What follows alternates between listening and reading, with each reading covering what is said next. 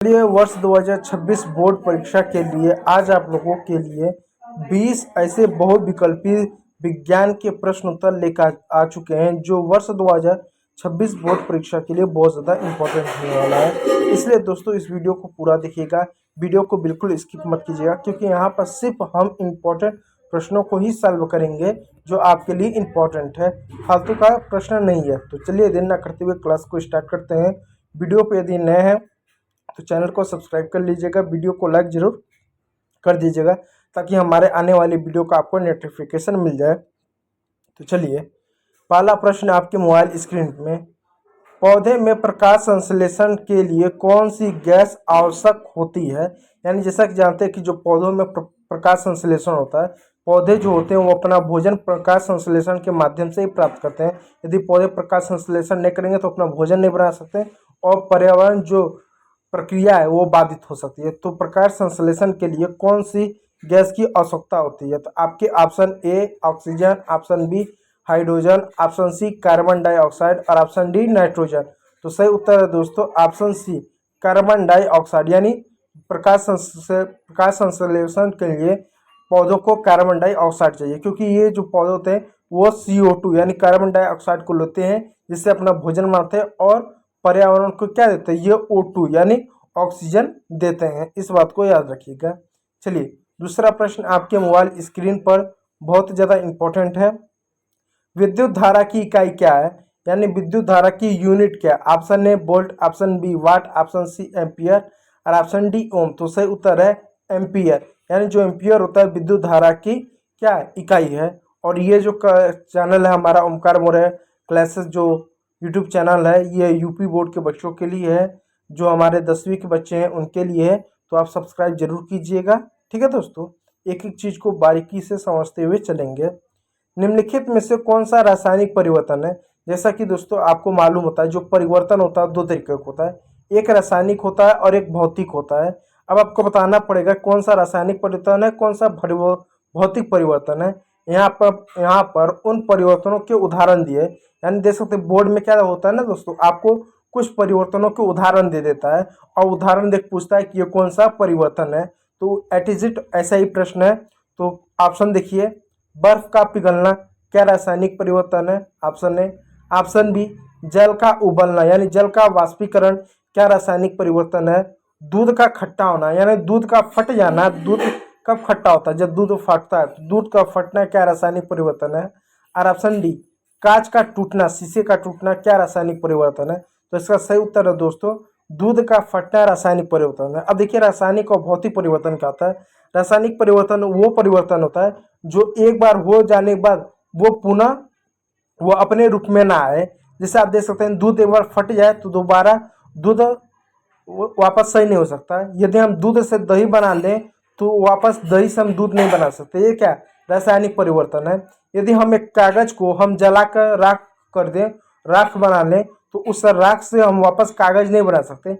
ऐसा परिवर्तन रासायनिक परिवर्तन होता है। जबकि भौतिक परिवर्तन क्या होता है?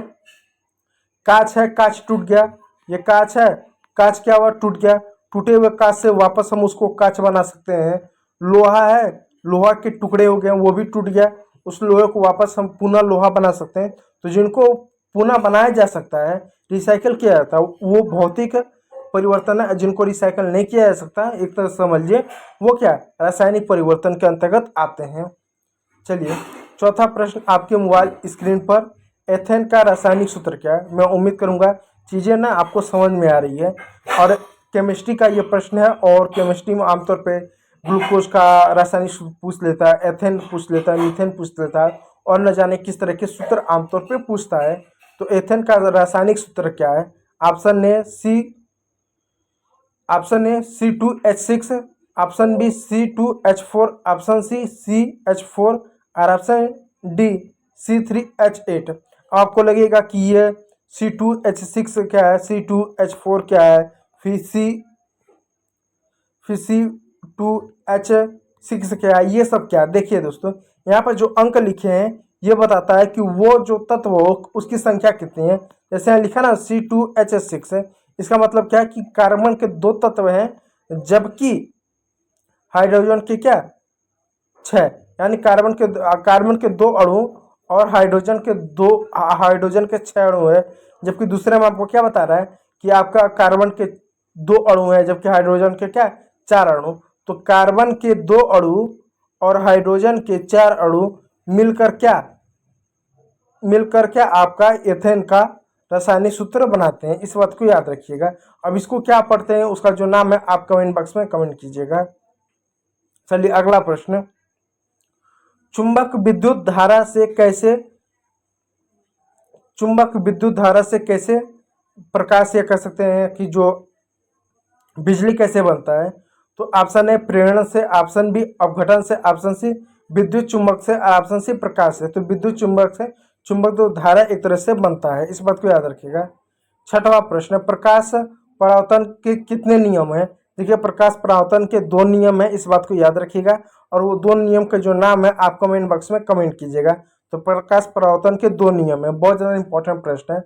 वनस्पति में जल का परिवहन किसके द्वारा होता है। तो वनस्पतियों में जल का परिवहन जो है किसके द्वारा होता है। तो वाष्पोत्सर्जन द्वारा होता है, स्थानांतरण द्वारा होता है, अपचयन द्वारा होता है, प्रसारण द्वारा होता है और स्थानांतरण द्वारा होता है। तो देखिए दोस्तों, जो जाइलम होता है, क्या जितने भी पेड़ पौधे होते हैं उन पेड़ पौधों के जड़ों में जाइलम होता है, जो क्या करता है वनस्पतियों में जल और भोजन का एक तरह से परिवहन करता है। तो परिवहन क्या एक तरह से स्थानांतरण की प्रक्रिया है। तो स्थानांतरण इसका सही उत्तर हो जाएगा। जाइलम के माध्यम से क्या होता है, भोजन का परिवहन होता है, इस बात को याद रखिएगा। मानव शरीर का सामान्य तापमान क्या होता है, यानी जो मानव का जो शरीर है उसका तापमान कितना होता है। तो option A 36 degree Celsius, option B 37 degree Celsius, option D 38 degree Celsius और ऑप्शन डी 39 डिग्री सेल्सियस। तो इसका सही उत्तर है दोस्तों 37 डिग्री सेल्सियस जो होता है मानव का शरीर का तापमान होता है। इस बात को याद रखिए, कितना होता है 37 डिग्री सेल्सियस होता है।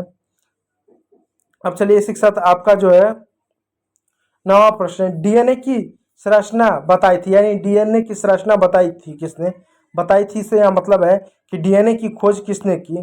तो डीएनए की खोज वाटसन और क्रिक ने की थी। यह प्रश्न बहुत ज़्यादा इंपॉर्टेंट है।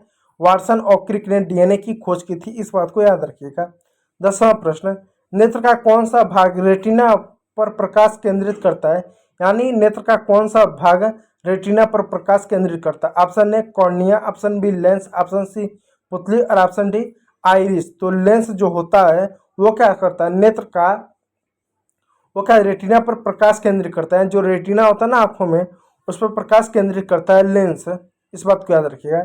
11वां प्रश्न, खमीर यानी ईस्ट क्या है, यानी खमीर यानी ईस्ट क्या है। वायरस है, कवक है, जीवाणु है, परजीविक है। तो इसका सही उत्तर है दोस्तों कवक है, यानी ईस्ट एक प्रकार का कवक है, एक फंगक है। जैसे ब्रेड और देखते हो ना, तो ब्रेड पे कुछ फफे दोस्तों, तो ये जो आपका कवक होता है, यानी जो ईस्ट होता है, ईस्ट एक प्रकार का कवक होता है। और कैसा कवक होता है, जो आप देखते हैं जो ब्रेड होता है, जो रोटी होता है, उसको कुछ दिन आप वैसे रखें तो कुछ समय बाद एक फफूंद जैसा कुछ उसमें लेयर आ जाता है, तो वो ईस्ट ही होता है एक तरह का। ठीक है, चलिए 12वां प्रश्न, पानी में घुलनशील विटामिन कौन सा है, यानी ऐसा कौन सा विटामिन है जो पानी में घुल सकता है। Option A vitamin D, option B vitamin C और ऑप्शन सी विटामिन के और ऑप्शन डी विटामिन ई।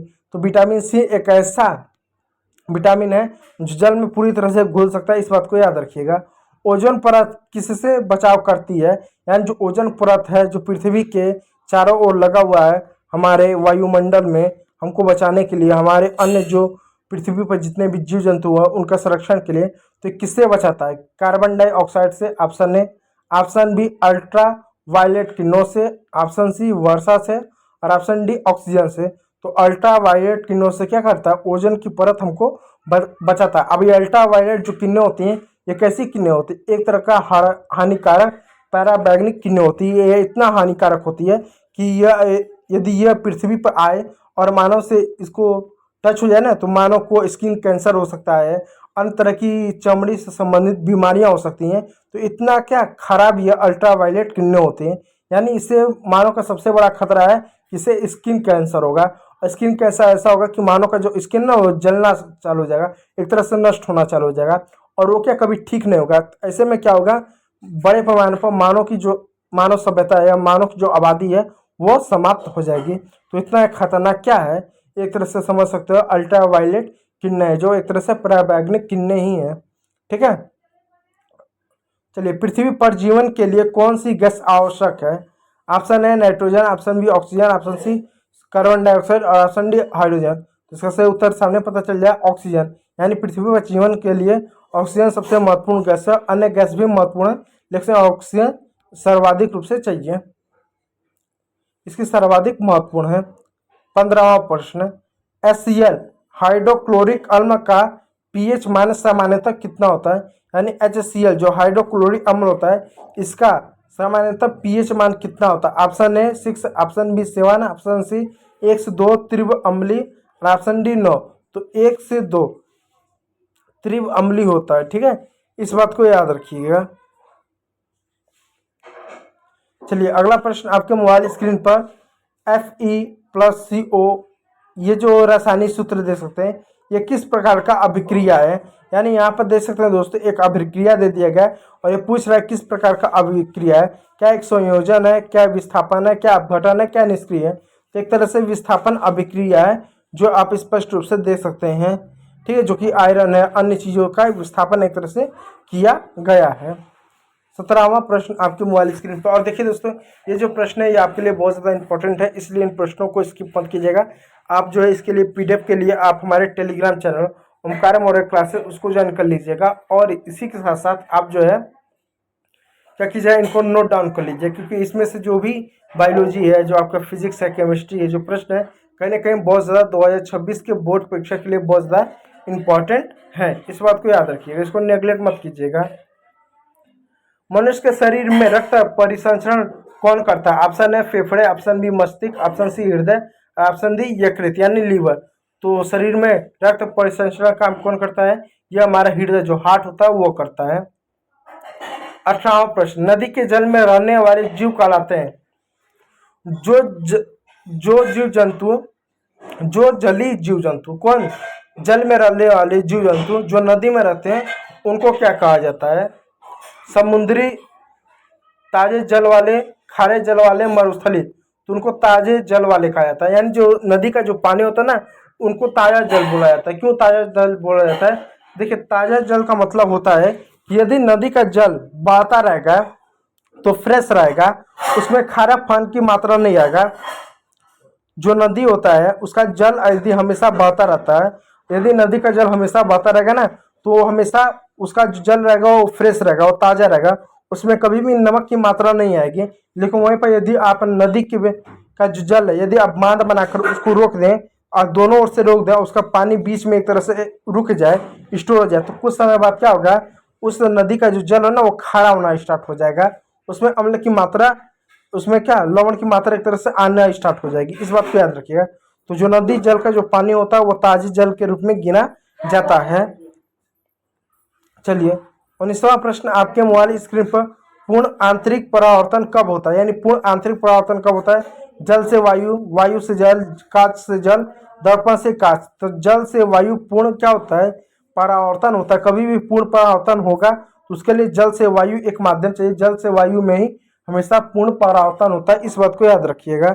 और परावर्तन के भी कई सारे नियम होते हैं, उसको आपने पढ़ा होगा, मैंने उसको पढ़ा है। ठीक है, उसके लिए आप वीडियो जाकर देख सकते हैं। साबुन अम्लीय जल में प्रभावी क्यों नहीं होता है?